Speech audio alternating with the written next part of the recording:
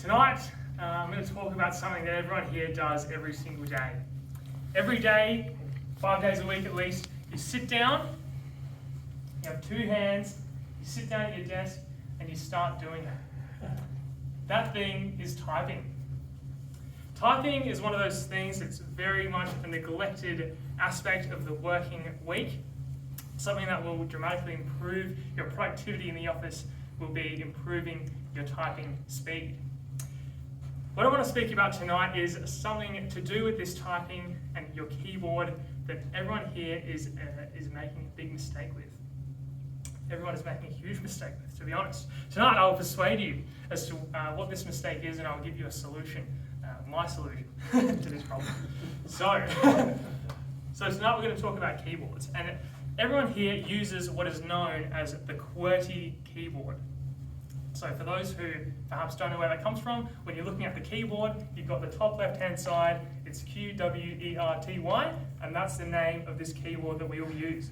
It's got the classic WASD for the gamers out there. You know, we've got QWERTY, the little notches on, I think it's J and F, for your index fingers, so you know where you are on the keyboard. But we've never stopped to ask ourselves, where did this keyboard come from? Where did it come from, folks? No one knows, right? Where did it come from? And perhaps, what mistake are we making with this keyboard? What mistake could we be making? Well, tonight, folks, I'm going to explain what this mistake is. The QWERTY keyboard was first invented back in 1868. 1868 is quite old, and then it started becoming more well used in typewriters back in the early 20th century. And the reason why they designed the keyboard in the way they did was because typewriters, the keys would get stuck. So you'd be typing something and then one key would get stuck, and then you kind of got to make sure that it gets unstuck so you can continue typing. And so the way they constructed the keyboard was so that if I press a key, then the next key I press should be away from that key, so that this one that's stuck doesn't get more stuck by me pushing one that's next to it, if that makes sense. So when you press a key, the idea is the next key is not near that, it's somewhere else. And so that is the entire design behind this keyboard that we all use every single day. It's pretty interesting stuff. And so what I've actually used, it's this idea, it's called the network effect, right? So it's almost like the first mover's advantage, things like that. So Google is the biggest search engine in the world. Why? Perhaps they have good products, but also they were the first ones to do it well. Similar with QWERTY, it's the keyboard that we all know and love. Why? Well, probably the first one, it's just easier to have it rather than switching all the keyboards over to different types. So what's the solution to this problem?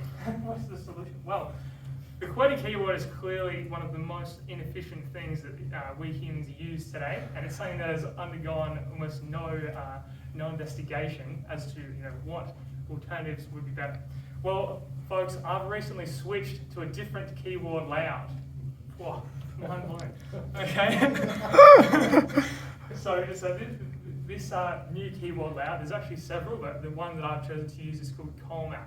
And so let me explain why this is the superior choice and why you should all consider using this. Okay, so like we explained, QWERTY sort of comes from nowhere. There's no real design process. It's not really designed for the modern worker, right? It's not designed for someone to sit and type 8 hours a day, 5 days a week.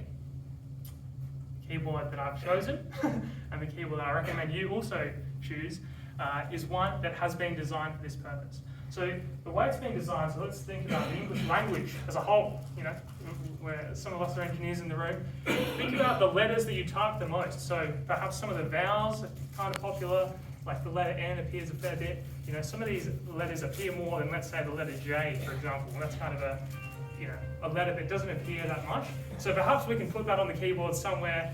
Maybe it's in the middle, where no one really ever goes in the middle. It's kind of weird. Or maybe it's where the Z is, it's kind of out the way a little bit. Why don't we have the most common letters on the home row, so that when I'm typing, most of my fingers are already in the right place most of the time. Makes so much sense. And yet no one has even considered this probably in the room. So that's what this keyboard approach has dramatically sped up my typing speed. Another pro to this approach is ergonomics, folks. Ergonomics. So it's a big buzzword. Everyone knows there's ergonomic chairs, ergonomic desks, ergonomic this, that. There's ergonomic keyboards. And now there's ergonomic keyboard layouts, folks. Okay? And so what we're thinking about is if you're going to sit at your desk 5 days a week, 8 hours a day. Some of us 8 days a week, maybe. It's obvious that we need to pay attention to these ergonomics. And so what better way to do that than to consider the thing that you probably spend the most time doing at the desk and use a different keyboard layout. Folks, the title of my speech is You Still Do That. I hope that soon we'll be asking people that use the QWERTY keyboard layout, you still do that?